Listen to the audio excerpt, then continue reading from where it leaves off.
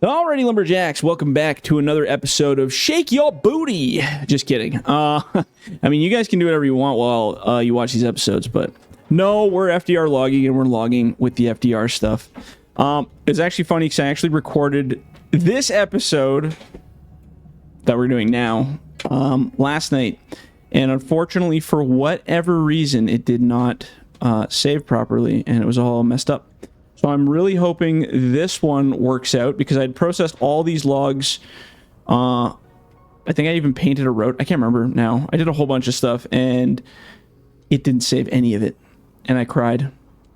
I cried a river. I had a really good conversation too, but that's okay. We're going to have it again because that was basically a practice run. So now I should be really good at this conversation. So the question of the day, and I get this a lot, and it's actually funny. I don't think I've ever actually talked about it. Maybe I have in the future or a past episode, but the question I get from tons of people, and I get this emailed to me. I've had it emailed to me. I've had it sent to my personal DMs. I've had it put in comments. The question is, FDR, how do I become a real life operator? That's the question. And I get it on all different fronts. It's not just logging, construction, mining, whatever your forte is. At the end of the day, you are considered a heavy equipment operator. So how do you get into it? So most of the guys that have emailed me have been younger guys, you know, like just getting out of high school or just getting out of school. They really, really want to become operators and they don't know how. How do I get into it? What do I do? What's my qualifications? Do I need a license to operate heavy equipment? So short answer, no. You do not need a license particularly for operating heavy equipment. Most standard equipment, you do not need a license. Now, to be said, I'm sure there's some specialized fields with certain types of equipment where you will need some kind of authorization or maybe licensing. But if we're just talking about your average logging equipment or your average construction, excavator, digging, skid steer operating, that kind of stuff, or even tractor use, I guess if you really wanted to go that far into the spectrum, you do not need a license. That doesn't mean any guy can jump in and just rock it and say good luck. There are options. So if you're coming out of school and you're looking for how do I get involved, how do I get started, this is my first day, what do I do? So first thing, simulation is great. If you've been playing FDR logging mods, if you've been playing construction simulator, if you've been playing with joysticks and a setup, if you have any experience with that kind of stuff, even in a simulation world, all of that stuff is super beneficial. I had never run a piece of logging equipment prior to playing this game, and it actually got me into the real job. And the people that I worked for were blown away thinking that I'd been doing it for a very long time. And I had never run logging equipment before in my life. I had just played it in this game. So if that doesn't tell you something about the virtual reality world, then nothing will. There are tons of companies up here that use virtual simulation equipment to train guys. So simulation is 100% a real thing in the heavy equipment industry. And again, that's for everything, whether it's dirt work, logging, skid steer, whatever, everything to do with it. So if you're coming out of school or you're coming out of entering the job market looking to get into heavy equipment operating, simulations are awesome. So if you have access to simulators to even play with or try or test, or you have a friend who has farming simulator with obviously FDR logging mods, because they wouldn't be using anything else if they were watching this channel, go play with it, test it, practice. The more practice and hand and eye coordination you get, the better. I set my controls up in the control setup videos exactly like real life, and that will get you the same feelings of real life cat controls, which are pretty standard on all of the current equipment that's out there. There's different variations, but most of it's pretty standard for the way it works. So if you can learn in a simulator, you can learn in real life. Okay, so past the simulation part. Okay, so now you're a simulator god. You're the best ever in the world. How do I actually get a job? How do I get out in the field? How do I do this? So my advice, if you're in a small town, okay, so we'll go to step 2. So after you've done simulation experience, there are options for getting training through programs, schools. There are heavy equipment schools in lots of areas. And these schools basically will offer you the ability to run the machines have experienced operators work with you to tell you how to operate, how to check all the nooks and crannies on the machines, change the oil, fill up the hydraulic fluid, change hoses, what to look for, errors. Very educational stuff.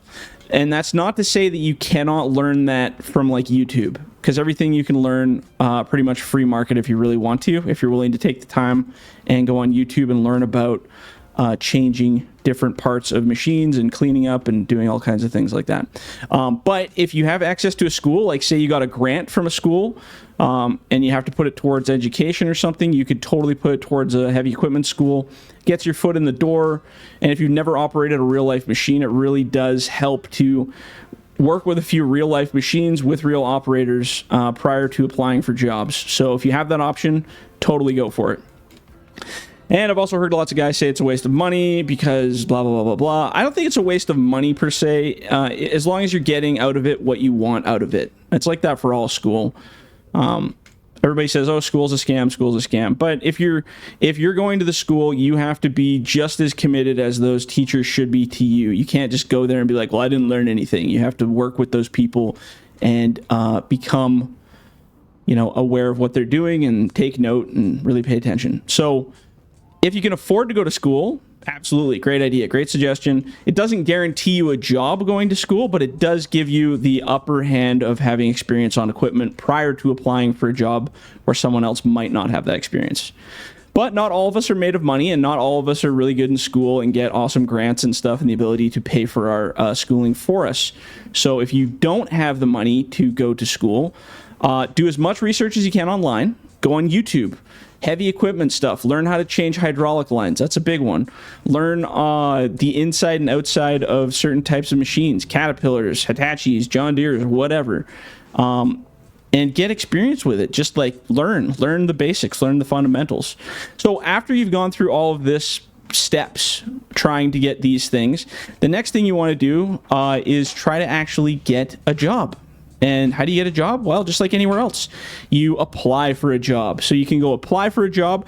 I personally, not to sound like an old boomer style, but it totally does make more sense to me to go actually speak to companies directly in person, to the managers, to the people where you're actually applying.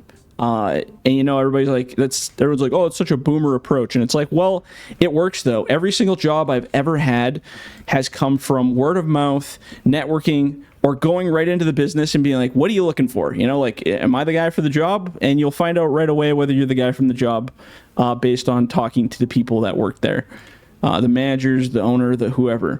So in the heavy equipment world, so if you're a logger, you're looking to get into the logging world, go into Google and type logging contractors in your area, wherever you live. Find out who they are. Who's the big dogs? Who's the little dogs? Who's anybody logging wise in the area, or even through friends and family or other contractors that and reach out to them, contact them, call them. I know how anxiety inducing it might be to call strangers on the phone and be like, hey, I'm just looking for a job, and get rejected and all that stuff. But man, don't be afraid. Go do it. Go try it. But talk to people. So that's the big one. Go contact them. You can email them, but it's not as personable. Guys are, I'd say 50% to 60% more likely to snub you off in an email and just not respond or tell you they're not interested, as opposed to you showing up in person and showing that you're committed to actually want to go try stuff, right? And I know it can be totally awkward and it can be totally weird going up to somebody and being like, hey, I don't know how to run machines. I kind of know. I kind of want to get into it, but I don't really know. So just like any job interview or job introduction, show that you're eager and you're confident, right? I mean, don't be overconfident to the point where you sound like an idiot who knows everything, but, just say, hey, you know what? I'm willing to show up. I'm willing to learn. I'm willing to get paid less, like a training wage to get started. I really want to get into this field. I'll work on the ground with a shovel as long as I'm heading in the direction of eventually operating equipment. And lots of guys will be really good about that. And if you keep showing up and keep talking to them, eventually they're going to give you a job. And yes, I know. People say boomer approach, but it works. I'm a walking testament to it. I'm not that, I'm older now. What am I? I'm like 36 now. So I guess Yeah, I guess, like, looking back, I mean, my jobs worked really good. I mean, right up until 25, I was still applying for jobs that way. And I mean, not to say that you can't apply for jobs by email, like, you know, social media, whatever the hell. It's just less effective. It really is. Because you got to look at it from the employer's perspective, right? They're hiring a guy that they don't know. They don't know who they're getting. It could be some complete nutcase who is crazy and acts weird, or a complete dolt. So a lot of employers, and I've been part of the recruiting process for jobs myself for companies that I've worked for, and a lot of recruiters are kind of like, God, I hope we get somebody cool, or somebody normal, or somebody who's just not like complete ass bag, basically. So if you're looking to get a job, go meet them and show them who you are and what you're like. And that's not going to guarantee you the job. I mean, they might not like your personality. That's just the way it is. But they might just love you too. But you'll never know that chance, or what that chance was going to be, if you apply online. They might just oust you out and say, yeah, no, I like this guy better because he showed up and he doesn't scare me and I don't have any kind of random who knows with it, right? So yeah, find local contractors. I mean, you can look for jobs. You can go in the job banks in your local areas, your Indeeds or your Google Jobs or whatever you use to look for jobs, and type in heavy equipment jobs. Now, most things that deter people from doing that, you're going to come across jobs where they say, oh, we want, 12 years experience on an excavator, can do this, can do this, can do this, can do this, can do this, all this stuff. And that scares away a lot of people. It scares away a lot of applicants because they think, oh my God, I don't have any of that, or I only have one of those things. Okay, well, when employers, and again, I was part of a recruitment process for a company, all that is the requirements of a job, unless it's like a doctor or a lawyer job where you have some actual special education required. For most jobs, those lists of what they want is just a wish list. It's like the most ideal candidate would have all of these. But most of the people applying, like I've had jobs where I've only had one out of like 10 things that was listed, and they still hired me for the job. And I was like, oh, well, right on. I guess I didn't need this degree or this thing or that thing. But they throw that out there as a wish list to try to narrow down and just get rid of crappy applicants, right? But if you're eager, you know what job you want to do, and you care about it, and that's the field, I mean, you go in there and show them your all, give them your all. Most times people will give you a chance at least. And yeah, like I said, friends and family's great. If you know anybody who's part of a logging group, or you have friends that are involved or family involved that can hook you up with a contact to kind of get you down there. The biggest hurdle, like anything, is getting over your fear of trying something different. That was one that held me back quite a bit because I was always in these really dead-end, easy kind of desky type jobs, and I was always kind of like, oh man, I would love to go run heavy equipment, but I don't know if I could do it. I don't know if it's like, get all that crap out of your head that you're thinking maybe I can, maybe I can't, because it doesn't help you at all. It's very unhelpful. Just go try it, give it a shot, and go do a job. Like now when I go, if I ever apply for new jobs, it's been a long time since I've gone for a new job because I've had a million of them now, but like ask them, hey, like I'm not sure about this job. I really do want to try it and I'm eager to give it a shot and I want to make sure it's a good fit for both of us. And you just say, like, is there any chance I can come in for a day and see what the life of an operator's like, or like follow along, kind of like a ride along with the cops sort of deal or something. And some people actually will do it. I've had that happen where they're like, yeah, you know what? Come in this Thursday. I'll let you sit with one of our operators, or I'll sit with this guy and we'll have a look and see if it's for you. And if it's something for you, then they can kind of look at whether they want to train you or what they want to do. You have to make yourself valuable looking to the employer too, right? You can't just go there and be like, well, I want a job, give it to me. Don't be like some of the union guys where they just expect everything and don't have any like actual love for their positions. Go in and show them that you're gonna give it a shot and you want to try, and you're gonna show up every day and you're not gonna be late and you're gonna be a good employee, and just give them that feeling like you're gonna do it. And if it's a job you actually want, you're gonna do all that stuff. If it's a job you hate, you're always going to follow the bare minimum and just be like, I'm just here for my paycheck and then I'm going home. Ooh, I hate this place. If you're working in jobs like that, start looking, man. Find another one. It's not worth it. Your life's too damn short. So nothing is worth laying on your deathbed and going, man, I wish I would have tried that logging job that one time, or I wish I would have insert job title that I've always wanted to try. Go do it. You only live one time. You know what? Here's a trick too. And guys do this all the time.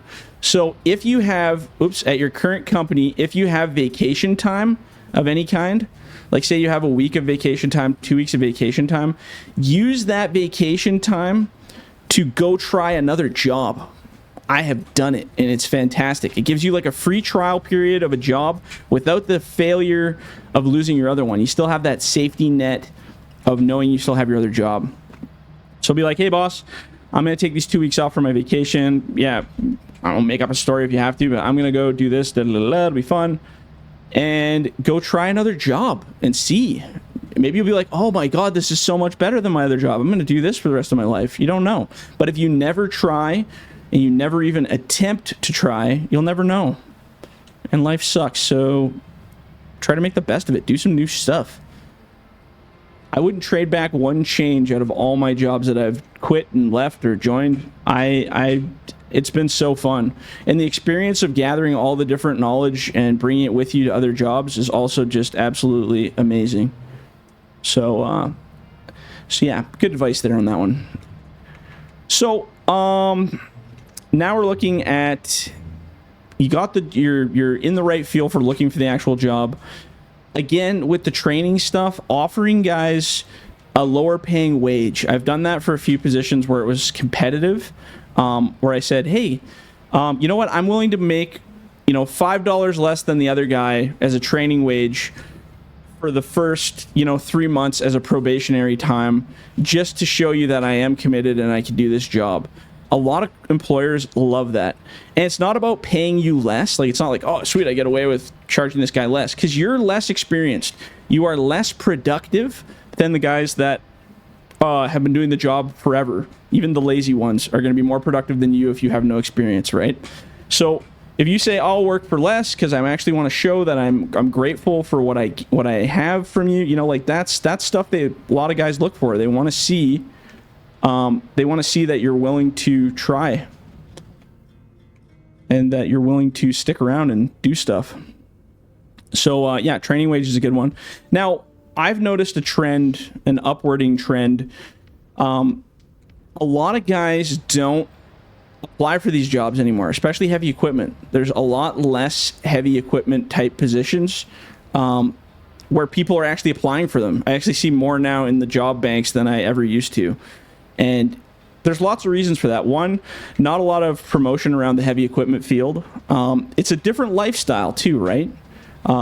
It's a different lifestyle entirely. You have to be willing to make some sacrifices. You have to be willing to work different hours, especially if you're logging. Logging is a whole different world. In most cases, in pretty much all the cases, you got to go out to camp. You got to work in the bush. You got to live out in the woods, basically. And lots of camps work really hard to try to provide, your basic amenities for their guys. They set up their Wi-Fis and their internet for people, and they have camps, some of them with really good camp cooks and meals and stuff like that. And then other shows, you bring out your own camper and you live in the bush, and it's basically like a giant camping trip. And some guys absolutely just freaking love it, and some guys don't. But it is a bit of a lifestyle change. You have to be willing to get up at 2-3 in the morning to start your day sometimes. It's a little bit different. It's hard work. It's not just like easy peasy. But like any job, you get to figure it out, and then it's not such a hard thing. Everything new is difficult because you're learning, and then once you learn, you can do anything. You can do absolutely anything.